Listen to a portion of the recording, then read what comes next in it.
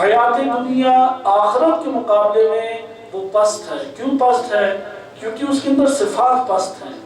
مثلا یہ دنیا فانی ہے، مانے یا نہ مانے، جو نہیں مانتا وہ بھی چلا جاتا ہے، جو مانتا ہے وہ بھی چلا جاتا ہے. آخرت فانی نہیں ہے. دنیا کی لذتیں چند لحظوں کے لیے ہیں. مثلا روٹی کا نوالا کب تک لذیذ ہے؟ جب تک حلق سے گزرتا ہے. اس لیے پیٹ بھرنے کے بعد انسان حلق سے گزرنے کے لیے بس کھاتا ہے بعض اوقات. یہ جو لذت ہے یہ قلیل ہے. آخرت کی لذت دائمی ہے.